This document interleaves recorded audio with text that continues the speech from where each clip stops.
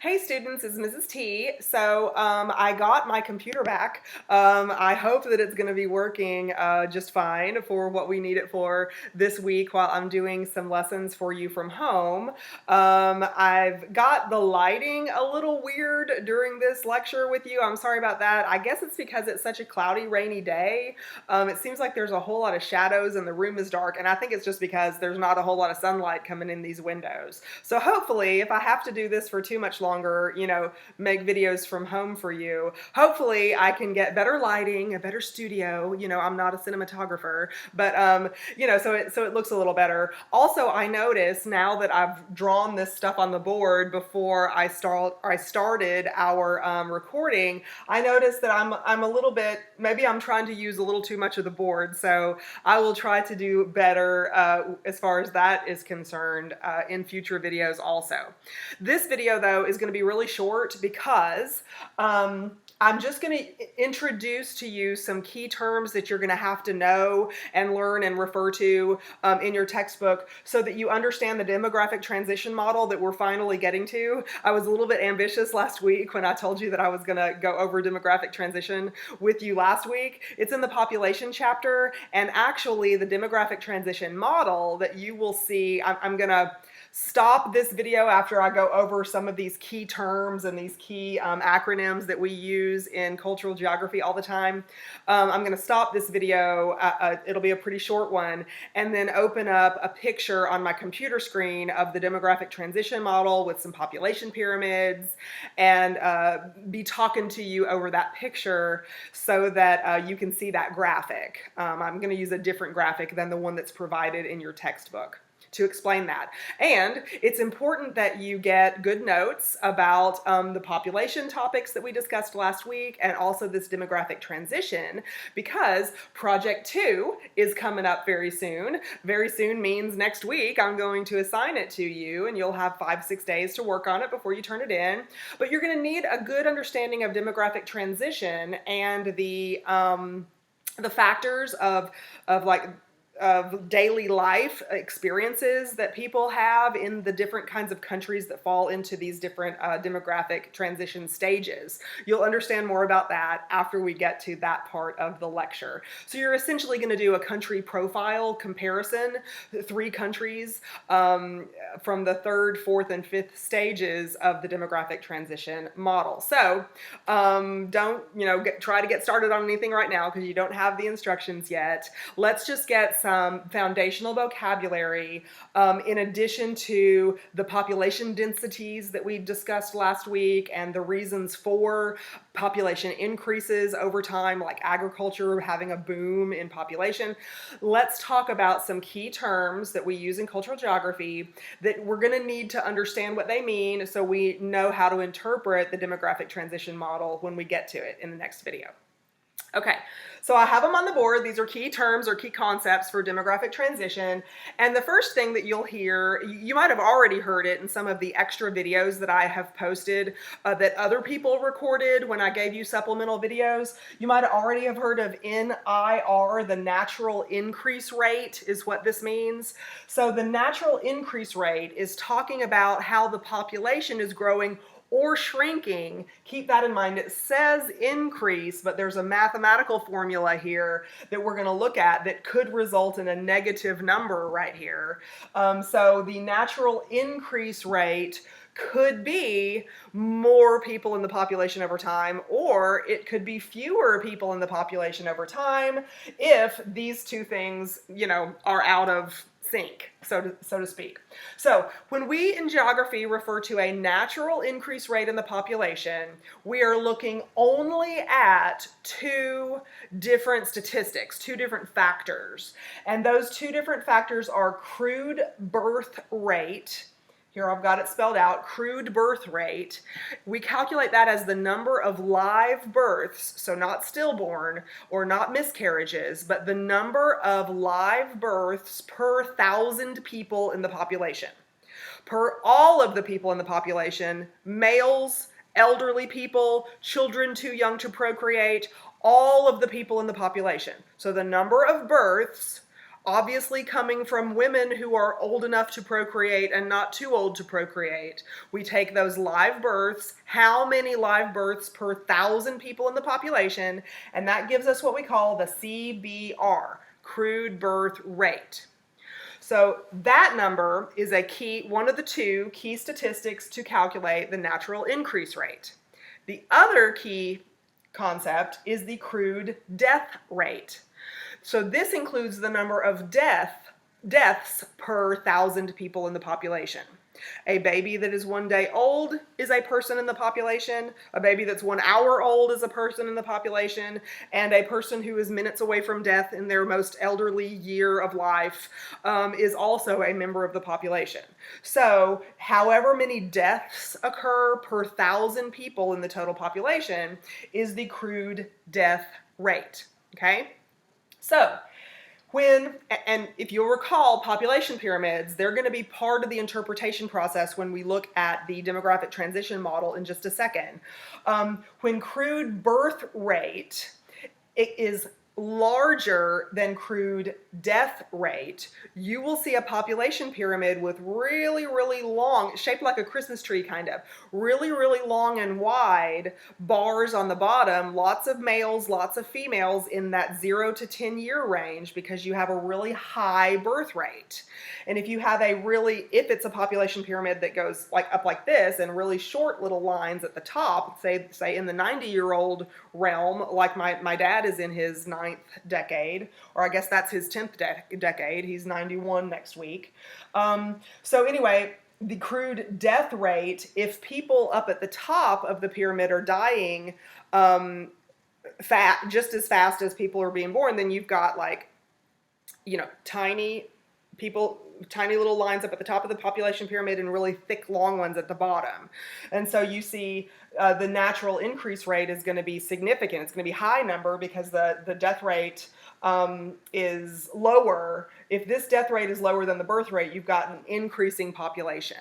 I think I just gave an example that was other than that, but let me start again and say, if your crude birth rate is higher than your crude death rate, you are increasing your population.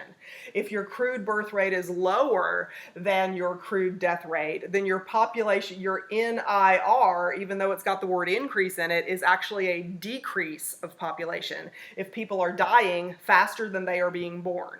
So there's a decrease in population in that case. If they are relatively equal, then you see a stable population over time where the replacement rate of people dying compared to the number of people being born, when the replacement rate is relatively the same, then you see a stable NIR over time where you have population stay relatively the same. In chapter 2, there is a section where you can read more about these different terms and also look at total fertility rates, which we use to examine. NIR, sometimes total fertility rates include the number of children that women of childbearing years are having. And here's something to wrap your brain around. Women of childbearing years, the word woman, typically we refer to in the United States as an adult, but at the moment that someone begins menstruation, they are of childbearing years, okay? So women of childbearing years all the way up through end of menopause, when menstruation ends, those are the childbearing years. How many babies are being born to the women of a country who are of childbearing years, okay? So in nations that we call first world or developed nations, you see mostly women putting off having babies in favor of career or in favor of education or in favor of economics or some kind of other what we call first world issue. So you might not have such a high fertility rate. Contraception is also something that can determine a total fertility rate. If a country has a high rate of contraception usage, for instance. So these kinds of things work into how a population transitions over time. But when you're looking at NIR, which is going to factor in a lot in our demographic transition model, you're not looking at total fertility rates. You calculate that with crude birth rate. subtract the number for the crude death rate, and you get the number for the NIR. Please note, Chapter 3, which is also part of this unit and will be covered on your midterm exam, which will be like, I think it's 3 weeks from now when midterm exam, we will be talking about that. This does not include population changes based on whether migration is happening. There's a specific term for migration into a country or migration out of a country, push and pull factors that we will talk about probably next week. But this does not calculate that.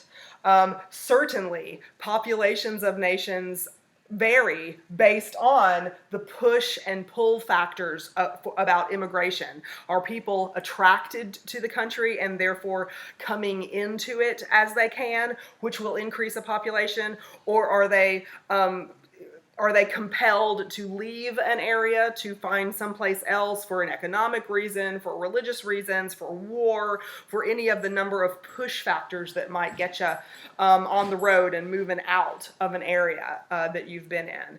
And so those kinds of issues are not factors in demographic transition, but they are key components of the why of where questions that we ask in cultural geography. So we will be looking at that at the end of this week and early next week also. And now I'm going to stop this short video and open up a demographic transition model graphic behind me and give you, your first couple of lessons about at least stage 1 and stage 2 will be in the first part of the video, and then 3, 4, and 5 maybe in another video. But I just remembered something. Please check the week 5 folder and each of the weeks as we move forward for a new thing that I just added. There is a discussion board in there that I wanted to include because I'm not able to be in the face-to-face classroom with you right now with my dad in hospice. I hope in another couple of weeks I can transition back to the classroom after I get like all of the hospice schedule routine, after I make it routine, that I'll be able to get a caregiver to substitute for me at home, and I can go back to work face to face. But in the meantime, we have to have a lot of interaction, as much as you will give me. I hope I don't cyber stalk you too much, but I want you to give me as much interaction as you will give me by text, but also by a discussion board that I'm going to include in every week between now and the end of the semester. Because some of you are virtual students anyway. So some of you, I only have the text messaging, the emails, and the discussion board to interact with you. So the discussion board is not something that I'm going to add a grade weekly right now and add to your point value. Instead, what I'm going to use the discussion board over time for is to determine whether you deserve a boost in grade toward the end of the semester. So if you have participated in the discussion board regularly, it doesn't have to be every single week, but every other week at least, and when you participate, it's something substantive, not just right on, man, or some kind of comment like that, then I will be able to look at your participation in the discussion board and determine if you're at like a 79% and it's just too far away from that 80% for me to bump it up without any extra work. I can look back at your discussion board participation, and if you provided substantive, fairly regular comments there for either me to address or for your other classmates to address, then I'll be able to say, you know what, this person's numbers maybe didn't add up to that B, but their participation certainly did, and therefore it gives me the ability to give you what you earned. Please hear that key word, earned. Grades are earned in college, just like a lower weight is earned when you go to the gym and actually work out. I know you have to pay for college, but you don't just get it free after you pay it. You still have to keep on paying with your hard work. So you can earn that next grade bump if you participate in that discussion board regularly. And if you post something and I don't check it quickly enough for you, text me and say, hey, will you check that discussion board when you can, because I'm anxious for this answer, so that I'll get in the habit of doing that also, since I haven't been up to this point in that habit. So, okay, so look for me again in another short video in just a second on the demographic transition, and text me whenever you want. Bye.